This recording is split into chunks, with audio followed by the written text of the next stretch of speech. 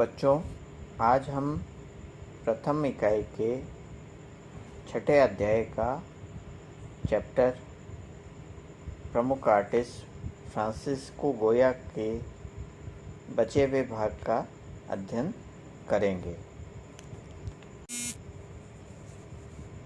1788 में चार्ल्स चतुर्थ सिंहासन पर आसीन हुए। इस समय स्पेन अत्यधिक विडंबनापूर्ण स्थिति में था। राजकीय अधिकारियों में परिवर्तन हुआ। उसकी रानी मारिया लूसिया की शक्ति का वास्तविक केंद्र हो गई। वह महल के रक्षक दल के एक नायक को बहुत चाहती थी, अतः उसने उसे प्रधानमंत्री बना दिया।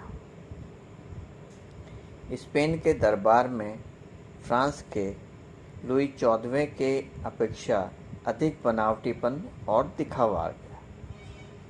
यहाँ पर हम फ्रांस की उस समय क्या राजनीतिक स्थिति थी उसके बारे में बात कर रहे हैं। सरकारी पदों का नीलाम होने लगा और चर्च के अधिकारी भी समाज को चूसकर अपनी जेबें भरने लगे। इस अवसर पर गोया ने दरबार में अपनी स्थिति और भी सुदृढ़ कर ली। उसने इस समय के दरबारियों के निर्लज्जतापूर्ण चित्र अंकित किए। जैसा कि हम पहले भी पढ़ चुके हैं कि फ्रांसिस्को गोया अपने चित्रों में व्यंग्य का भाव डालते थे और जो समाज से उनको दिख रहा था, जो स्थिति समाज की उनको नज़र आती थी, उसको वह चित्र में व्यंग्य के माध्यम से प्रकट करते थे। मारिया लूसिया का अनावृत शरीर उसने अत्यंत अशोभनीय स्थिति में एक उत्कीर्ण चित्र में दिखाया और उस पर किसी भी नारी के सम्मान के विरुद्ध शीर्षक भी लिख दिया। आश्चर्य है कि शासक सम्राट ने गोया को कोई दंड नहीं दिया। चार्ल्स चतुर्थ का अश्वारूढ़ चित्र ऐसा है मानो किसी सांस के रोगी का हो। अश्व भी शक्तिहीन जैसा है।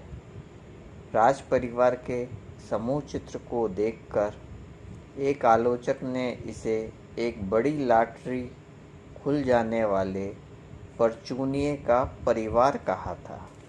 उनके परिवार का मजाक उड़ाया जा रहा था। चित्र की सभी आकृतियाँ ऐसी प्रतीत होती हैं जैसे वह सब मूर्ख हों, जिन्हें अपनी योग्यता से नहीं बल्कि भाग्य से अच्छे वस्त्र और पद मिल गए हों। सचमुच उसके संरक्षक इतने मूर्ख थे कि वे चित्रों में अंकित भाव अथवा व्यंग को नहीं समझ सके। ऊपर से चर्च का सम्मान करते हुए भी गोया के द्वारा समाज के शोषण को चित्रित करना चाहते थे।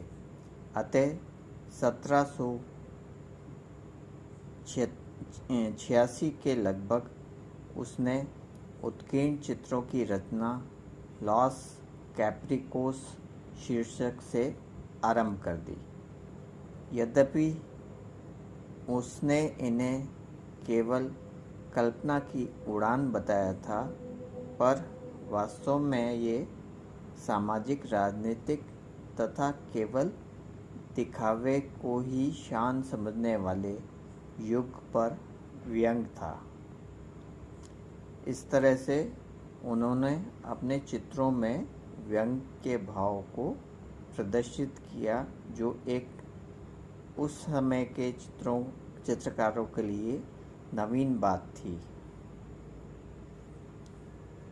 एक चित्र में एक कौवे भगाने वाले खेत के पुतले के आगे भक्त स्त्रियां रोती हुई चित्रित दिखाई गई थी। एक अन्य चित्र में निरपेक्ष भाव युक्त चेहरों वाले पादरी धीमे स्वर में धर्मोपदेश करते चित्रित किए गए। एक अन्य चित्र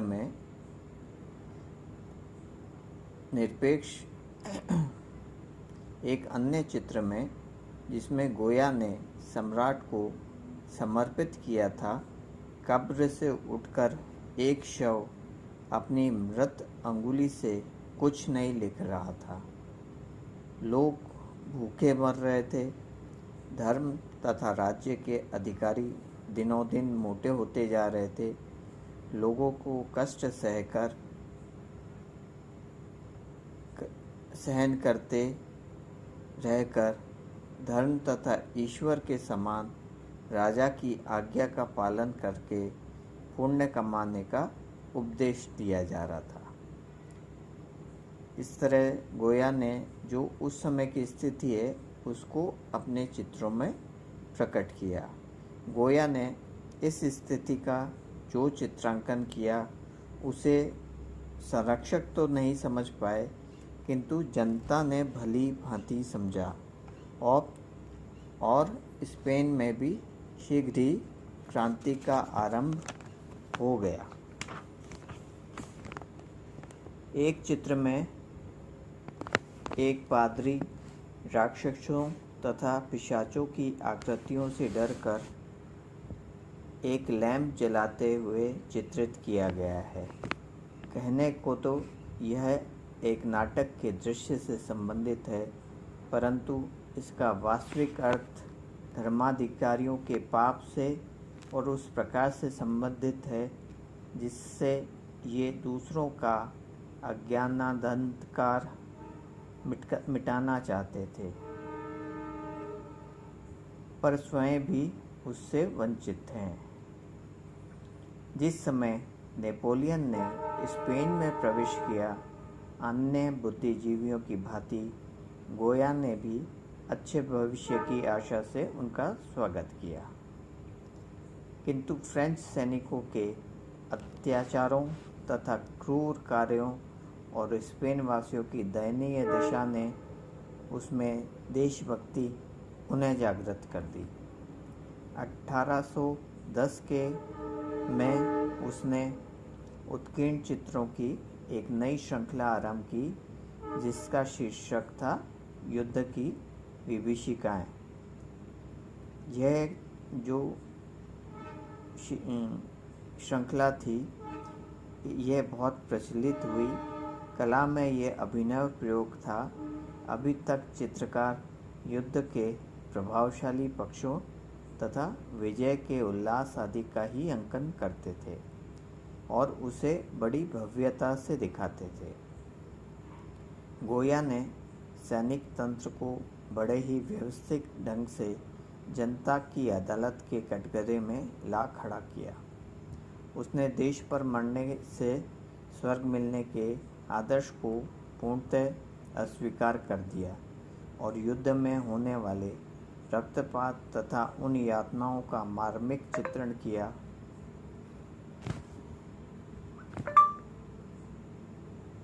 जिनसे विजय का यश मिलता है, उसने महिमा मंडित किया जाता है। गोया ने युद्धरत मानव रूपी पशु को खुलकर मनमानी करने, बंदियों को यातनाएं देने, युद्ध से भागने वालों को पंक्तिबद्ध खड़ा करके अथवा वृक्षों से बांधकर गोली से भून देने और स्त्रियों के अपहरण आदि के पैशाचिक एवं आतंकपूर्ण कार्यों का तथा लोगों की मृत्यु पूर्व की छटपटाहट और असहाय वेदना का हृदय हिला देने वाला चित्रण किया है। इससे पूर्व इस तरह का चित्रण किसी भी कलाकार ने नहीं किया था। ज़्यादातर जो उस समय के कलाकार थे वह केवल राजा के आदेशों की पालना करते थे और उनके आमोद प्रमोद और उनके भव्यता को प्रदर्शित करते थे। गोया ने जिन राजाओं के संरक्षण में कार्य किया, उन्होंने उसकी कमियों को भी अपने चित्रों में दर्शाने का प्रयास किया है। जब नेपोलियन जैसे शक्तिशाली राजा के आक्रमण के समय भी उन्होंने उसके सेना द्वारा किए जा रहे बर्बर अत्याचार को अपने चित्रों में स्थान दिया, और यही जो बात है वह उन्हें आधुनिक कला के चित्रकारों में शामिल करती है, क्योंकि आधुनिक कला की सबसे प्रमुख विशेषता है समकालीनता।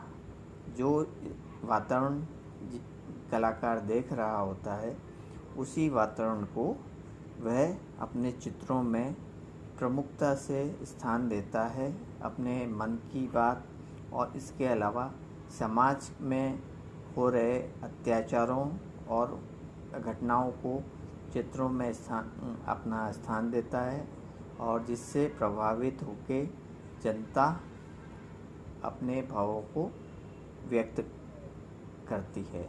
यही बातें उन्हें आधुनिक कला के इतिहास में अपना स्थान देती है। अब इससे आगे का जो विवरण है हम अगले लेक्चर में देंगे। तब तक के लिए आप अपना ख्याल रखें। धन्यवाद।